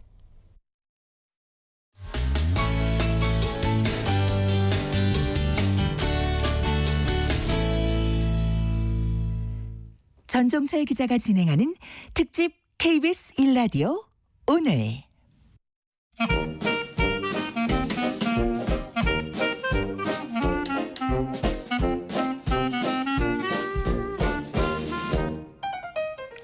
최근 미국의 고용과 기업 구인 건수 등의 통계가 다소 상반된 흐름을 보였습니다. 이에 따라 경기와 물가는 어떤 영향을 받을지 신한투자증권 이선엽 이사와 얘기 나눠보겠습니다. 이사님 안녕하세요. 네, 안녕하십니까.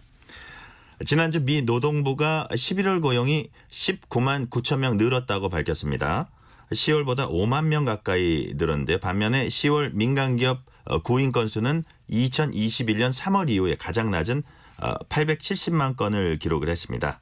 데이터가 다소 상반돼 보이는데 어떻게 해석하면 될까요? 전체적으로 놓고 보면 뜨겁지도 차갑지도 않다 이렇게 보셔야 될 것 같은데요. 우선 이번에 나왔던 19만 9천 명 안에는 지난달에 그 미국에서 자동차 파업이 있었습니다. 네. 거기서 3만 명이 해고됐다가 다시 취직된 게 있었고요. 또 이제 영화사들이 파업을 했었죠. 그때 17,000명 정도가 또 해고됐다가 들어온 게 있습니다. 그걸 제외하면 실제적으로 한 15만 명 정도 채용이 됐다 이렇게 볼 수가 있을 것 같은데요. 통상적으로 미국에서 월에 15만 명 정도 채용이 됐었으면 경제는 나쁘지 않은데 그렇다고 물가를 자극하지도 않는 수준이라고 해석이 보통 가능합니다. 특히 이번에 나왔었던 시간당 임금 상승률이라는 게 있는데요. 이게 0.35% 정도 나왔거든요. 네네. 이렇게 되면 전체적으로는 여전히 경제는 괜찮은데 그렇다고 해서 물가가 굉장히 급등하지도 않을 이런 모습이라서 우리가 흔히 얘기하는 가장 이상적인 모습의 고용 데이터였다라고 보셔도 될 것 같습니다. 그렇군요. 물가 자극 안 했다 이런 말씀하셨는데 그럼 이제 물가 상승에 대한 우려 좀 해소된 건가요? 100% 해소됐다라고 보기는 어려운 것 같습니다. 통상적으로 물가라는 게 특히 이제 이번 같은 경우 40년 만에 인플레이션이잖아요. 그래서 지금 시장에서는 1970, 80년대 있었던 물가에 대한 재발 현상에 대한 우려가 굉장히 있습니다. 그러면 현 상황에서도 혹시 물가가 많이 잡힌 거냐라고 생각하실 수도 있겠지만 여전히 전체적인 물가 수준은 3%대 초반인데 네. 연준이나 아니면 시장에서 재발하지 않는 수준이 되려면 그래도 2%까지는 내려와야 된다라고 얘기를 하고 있기 때문에 아직 완전하게 안심을 놓을 상황은 아니라고 보여지고요. 특히 제일 중요한 게 역시 인건비라고 볼 수가 있겠습니다. 지금은 시간당 임금 상승률이 다소 완화가 돼서 긍정적이라고 볼 수가 있겠지만 내년에 선거 때문에 불안할 수도 있는 요인이 있는데 지금 미국의 임금 우리가 얘기하는 월급 이런 것들이 안정된 이유 중에 하나가 미국에서 그 최근에 이민자들이 많이 들어오면서 고용시장에 일하려는 사람들이 많이 늘었기 때문이거든요. 그런데 네. 잘 아시다시피 내년에 대선에서 누가 될지 모르겠지만 혹시 트럼프가 당선이 된다라면 이민자들을 막는다라고 그러잖아요. 그렇게 되면 미국에서 사람이 부족해질 수 있습니다. 사람이 부족해지면 다시 인건비가 올라가고 그 인건비가 올라가는 게 기업들 입장에서 비용이 올라가고 비용이 올라가면 물건값이 올라가고 물건값이 올라가니까 또 많은 사람들은 이렇게 물건값이 비싸니 나도 월급 올려주세요. 이런 상황이 벌어질 수도 있는 거죠. 그래서 그래서 전반적으로 우리가 정말 물가라는 게 이제 완전히 잡혔고 끝났다라는 어떤 판단이 들려면 생각보다 길고 오랜 시간까지 되어지지 않을까라고 생각이 들고요. 현재까지는 잘 잡히고 있다라고 말씀을 드릴 수 있겠지만 100% 안심할 수는 없다. 이렇게 말씀드릴 수 있겠습니다. 네. 그러면 침체가 오고 있다. 이렇게 시장이 보고 있습니까? 현재 반반 정도는 되는 것 같습니다만 시간이 흐를수록 경기 침체에 대한 우려는 줄어들고 있는 것으로 보입니다. 통상적으로 경기 침체가 오려면 아무래도 그 실업률이 높아져서 즉 사람들이 기업에서 많이 해고가 되면서 이분들이 해고가 되면은 돈을 쓸 수가 없잖아요. 가처분 소득이 없으니까. 그러면 수요가 급감을 하고 그로 인해서 경기가 침체가 오는 게 일반적인데 지금 같은 경우는 이 고용 시장이 사실 역사적으로 아주 이례적인 상황입니다. 아마 우리나라에서도 그렇고 자영업 하시는 분들, 사업하시는 분들 많이 느끼시겠지만 글로벌 그 어느 국가에서도 지금 사람이 부족합니다. 지금 어디나 가도 사람 부족하다. 조선소 가도 사람 부족하다 그러는데 미국도 그렇거든요. 사람이 부족하다는 얘기는 해고가 쉽진 않다는 얘기가 되겠죠. 해고가 안 된다는 얘기는 이분들은 여전히 쓸 수 있는 돈, 우리가 가처분 소득이 있기 때문에 사실 경기는 둔화되는 게 맞다라고 보여지는데 그렇다고 해서 우리가 우려하는 침체까지는 가지 않을 가능성이 높다라고 생각을 하고 있고 이게 사실 경제학적으로 이례적이기도 하고 거의 역사상 처음 있는 일이라고 볼 수도 있겠습니다. 그래요? 예. 침체 수준까지는 가지 않는다고 네, 이제 전망을 하셨어요. 예. 한국은행이 발표한 10월 경상수지 6개월 연속 흑자 기록했습니다. 수출도 14개월 만에 늘어나서 이른바 불황형 흑자를 탈출했다고 하는데 특히 어느 부분 수출이 좋아지고 있습니까? 가장 눈에 띄는 부분은 반도체라고 볼 수가 있겠습니다.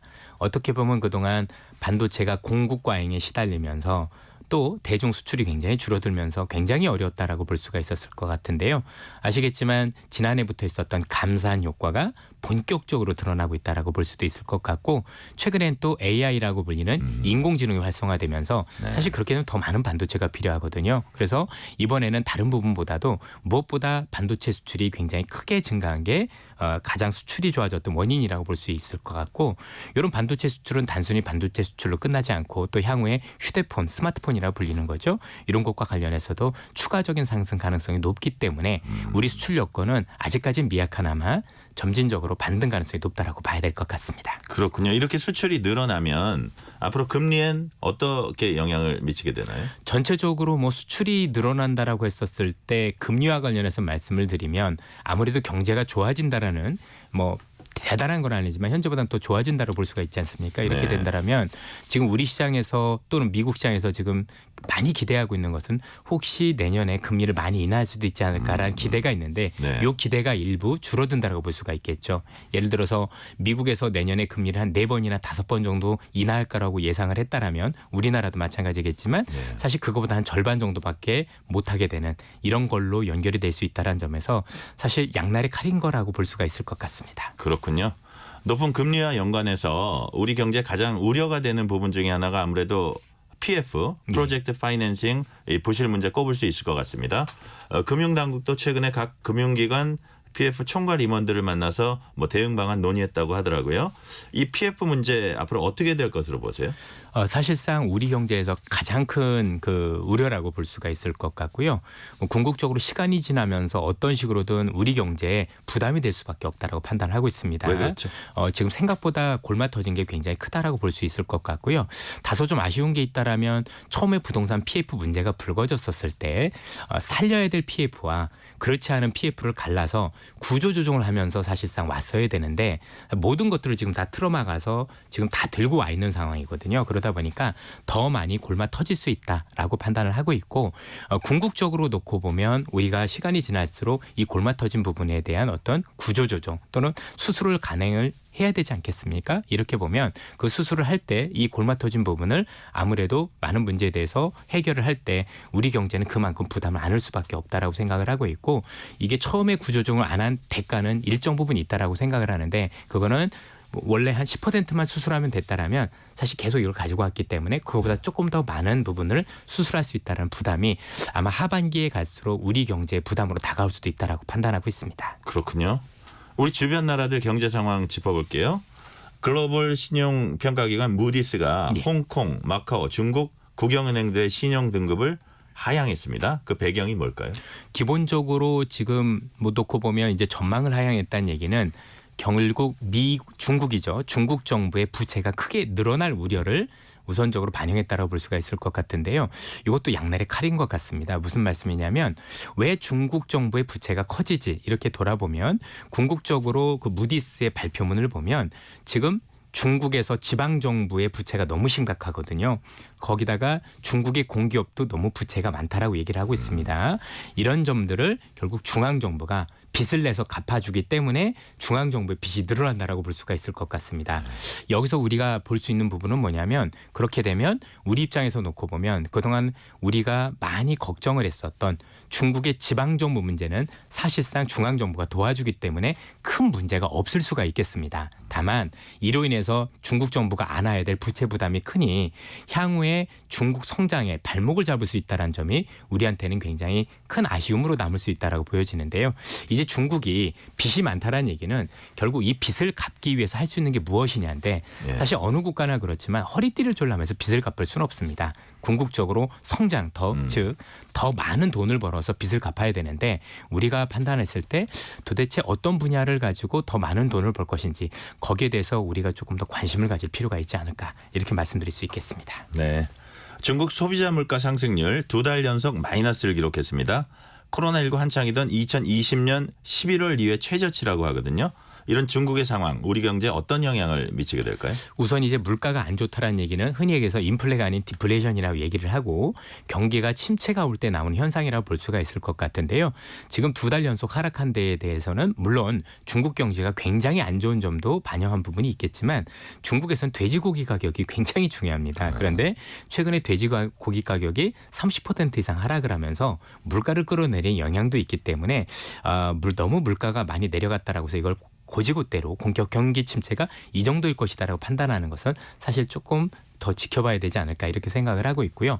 궁극적으로 일단 물가가 낮다는 것 자체에 대해서 우리가 인정을 해야 되는 거고 그렇게 되면 지금 소비자들이 지금 심리가 얼어붙었다는 얘기가 되는 거잖아요. 그래서 중국 정부가 어떻게 이 얼어붙은 중국 인민들의 소비 심리를 살릴 거냐 이게 관건이라고 보여지고 아무래도 지금은 여러 가지 면에서 미중 간의 갈등도 있을 것이고 또 중국의 부동산 구조조정에 따른 영향도 있겠지만 지금 정책 당국에 대한 그 정책을 소비자들이 신뢰하지 못한 부분들도 사실 돈을 안 쓰는 거하고 연관이 돼 있다고 봐야 되는데 중국이 전 세계에서 저축률이 44%를 제일 높습니다. 즉 돈이 없다가 아니라 내가 돈이 있어도 쓰고 싶지 않다가 제일 중요한 거거든요. 그래서 이 중국의 인민들의 소비를 할 수 있는 마음을 열 만한 정책들이 나오는지 여부가 굉장히 중요하다고 볼 수 있겠습니다. 네.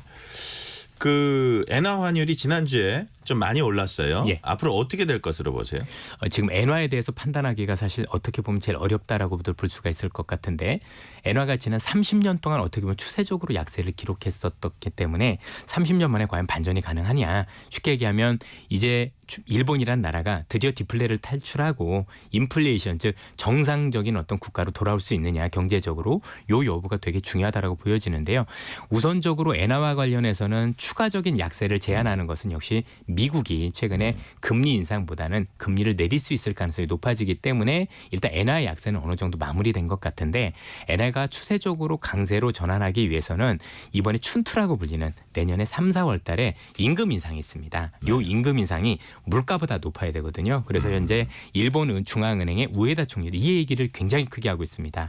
왜냐하면 30년간 물가가 안 좋았기 때문에 지금 경기가 좋아졌다고 이게 일시적일지도 모르니까 사실상 굉장히 조심하는 모습을 보이고 있고 그래서 봄에 됐었을 때 예를 들어서 물가가 2%인데 임금 상승률이면 3.5% 나왔다. 이런 식이면 사실 정책 전환 가능성이 높고 그렇게 본다라면 엔화가 추세적으로 오를 수도 있겠다. 그래서 지금 너무 섣부르게 엔화가 바닥은 찍은 것 같은데 굉장히 강세로 갈 거다 이렇게 생각하는 것보다는 봄에 있어서 일본의 물가 그리고 그에 따라 임금 인상이 어떻게 되는지 한번 보시고 판단하는 게 맞지 않을까 싶습니다. 지금 한 1,310원대 있는데 원달러 환율 어떤 움직임 볼 것 예상하세요? 전반적으로 놓고 본다라면 원달러 환율 같은 경우는 현 수준보다는 강세 가능성이 높다라고 보여지는 게요. 우선적으로 미국의 통화 정책이 현 수준보다 완화될 가능성이 높다는 점에서 달러 강세가 완화될 수 있다는 점이 첫 번째로 작용을 하고 있고요. 두 번째는 앞서 말씀드렸던 수출이 그래도 반도체 중심으로 늘어나고 있기 때문에 우리나라가 수출이 늘어나면 그만큼 달러가 많이 들어오지 않습니까? 그렇게 보면 원화에는 굉장히 긍정적일 수 있기 때문에 현 수준보다는 원달러 환율은 원화가 조금 더 달러에 비해서 강세로 가는 방향으로 가고 있다고 말씀드릴 수 있겠습니다. 있습니다. 마지막으로 하나 여쭤볼게요. 지난주 비트코인이 5,100만 원 선이었는데 불과 한 주 만에 6천만 원 호가하고 있어요. 짧게 무슨 일이 있었나요? 지금 비트코인과 관련해서 여러 가지 원인이 있는데 하나는 1월 초에 이 비트코인과 관련해서 미국에서 이제 현물 ETF가 상장될 수 있다라는 얘기들이 나오고 있습니다. 이게 만약에 승인이 된다면 이제 전 세계에서 처음으로 기관 투자가들이 또는 우리가 비트코인을 자산으로서 살 수 있는 계기가 될 수 있다는 점에서 이런 점들이 먼저 긍정적으로 작용을 했고요. 두 번째는 잘 아시는 것처럼 최근에 미국의 통화 정책이 더 완화될 것이다. 라는 어떤 부분을 담아서 금과 같이 일단 강세를 보이고 있는 것도 있다라고 볼 수가 있을 것 같고 비트코인이라는 것 자체가 또 4년 만에 한 번씩 이 반감기라는 게 있습니다.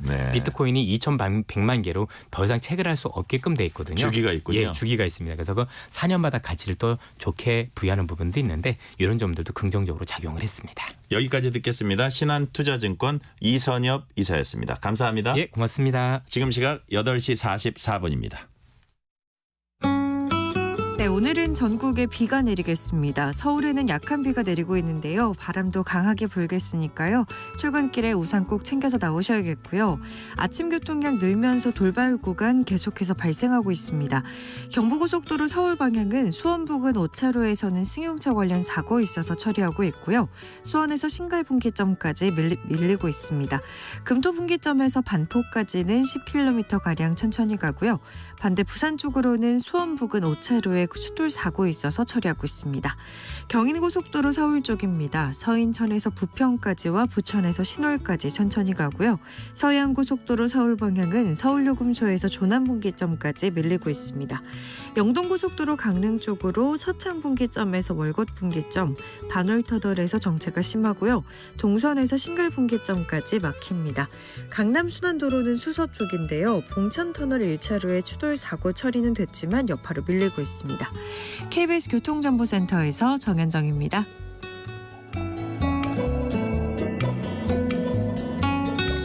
지난주 금요일 2024학년도 대학 수학 능력시험 성적표가 배부됐습니다. 올해 치러진 수능이 역대급 불수능, 용암수능이라고 표현할 정도로 크게 어려웠던 것으로 판정나면서 수험생들이 입시 전략을 짜는데도 비상이 걸렸습니다. 한국외국어대학 선임 입학사정관 이석록 교수와 전화 연결돼 있습니다. 교수님 안녕하세요. 예, 안녕하세요. 올 한해 이른바 킬러 문항 논란이 계속됐습니다. 공교육 과정 외에 어려운 문제 없애고 사교육 카르텔 없애겠다는 취지였는데 그럼에도 올해 수능은 역대급 불수능이었습니다. 학생들 뽑으신 입장에서 이번 수능 영역별로 어떻게 평가하십니까? 교육부에서 이제 출제 원칙을 킬러 문항 철저하게 킬러 문항을 배제하겠다라고 하면서 일정 수준 이상의 또 적정 난이도를 확보하려는 출제를 하겠다라고 해서 했었는데 실제 뚜껑을 열고 보니까 변별력을 위한 문항이 예상보다 너무 어렵게 출제가 됐다라는 평가를 받고 있습니다.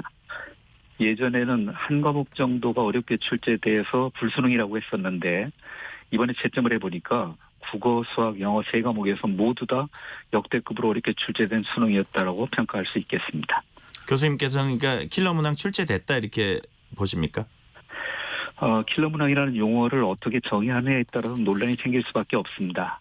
교육부에서 정의하고 있는 킬러 문항은 공교육에서 다루지 않은 내용으로 사교육에서 문제풀이 기술을 익히고 반복적으로 훈련하는 학생들에게 유리한 문항이라고 정의를 하고 있는데 사교육을 받은 학생에게 유리한 문항이라는 말이 상당히 모호한 이런 특징들을 가지고 있습니다. 이런 관점에서 본다면 교육부 이야기가 어느 정도 맞는 이야기가 일 수 있지만 실제 그 킬러 문항을 초고난도 문항이라는 쪽에서 해석을 해본다면 예를 들어서 이번에 논란이 되고 있는 수학 공통과목 22번 문제 킬러 문항과 관련해서 미분계에서 관련된 문항을 이렇게 이야기하고 있는 내용인데 EBSI에서 공개된 문항별 정답률에 의하면 이 정답률이 2%도 되지 않는 것으로 나타나고 있기 때문에 초고난도 문항이다라는 평가를 받을 수 있겠고 또 논란의 여지를 계속 가지고 있다라는 점들도 말씀드릴 수 있겠습니다. 그렇군요. 예. 그 결과적으로 봤을 때 수능 만점자가 이제 한 명밖에 나오지 않았잖아요. 그만큼 어려웠던 건데 이런 게 정시 합격선에 당연히 영향이 있겠죠. 예, 당연히 영향이 있습니다. 실제 학생들이 받는 점수는 원점수가 아니라 표준 점수가 주어지게 되는데 표준 점수의 특성상 이제 평균 성적이 높은 과목에서는 표준 점수가 낮게 형성이 되고 쉬운 난이도를 가지게 되면 표준 점수가 낮게 나오고요.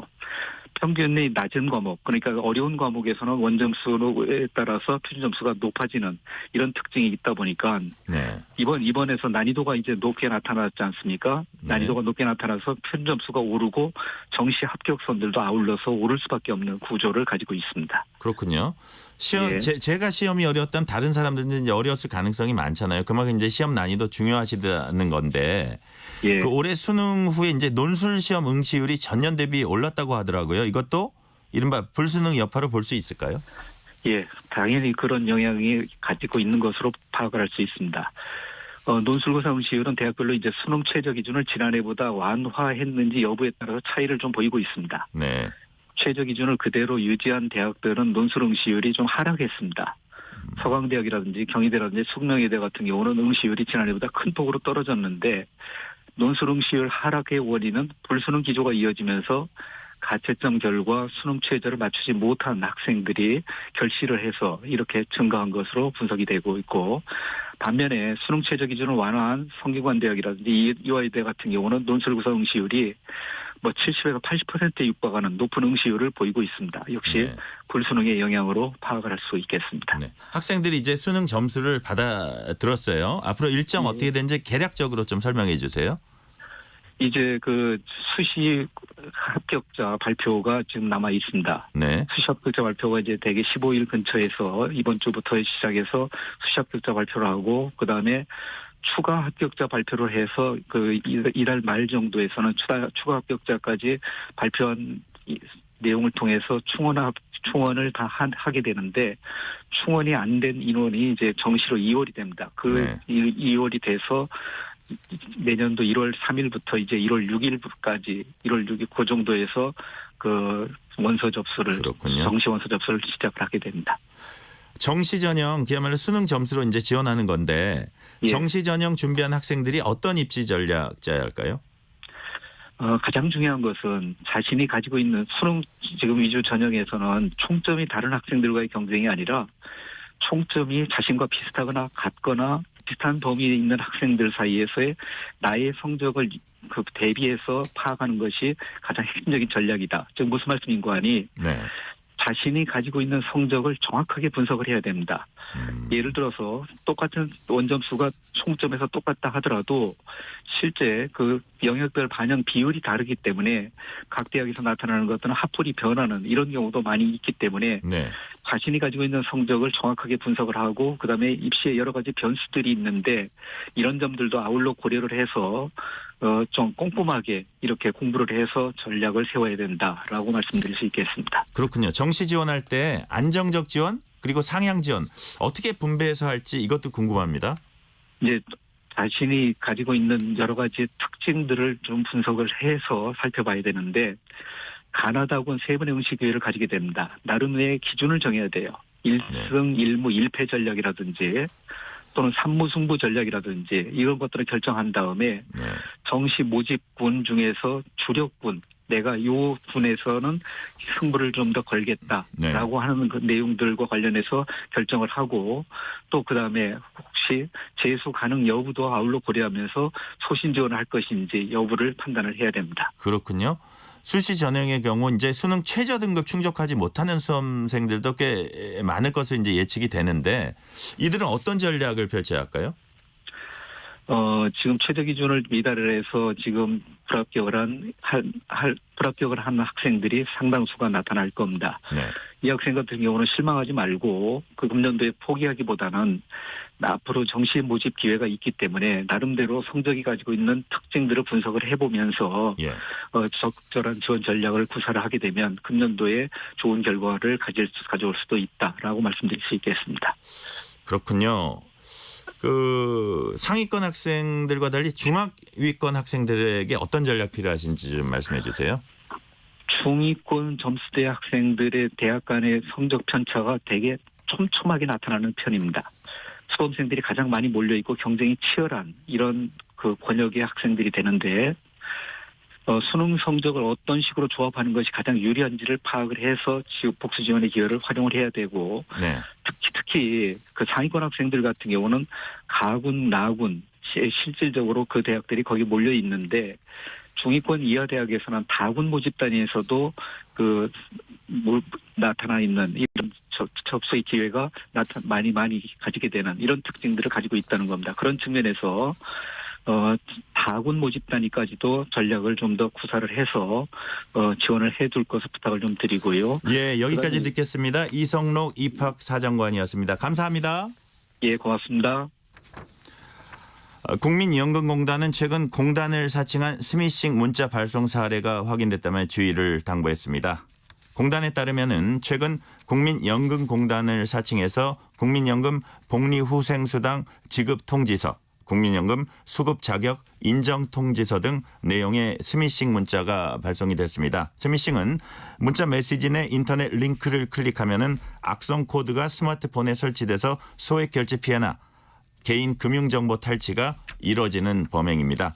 공단 측은 수상한 링크가 담긴 문자가 오면 열람이나 연결을 하지 말고 국민연금 고객센터 전화번호 1355로 확인해달라고 당부했습니다. 12월 11일 특집 KBS 1라디오 오늘 여기서 마칩니다. 지금까지 진행의 전종철입니다. 감사합니다.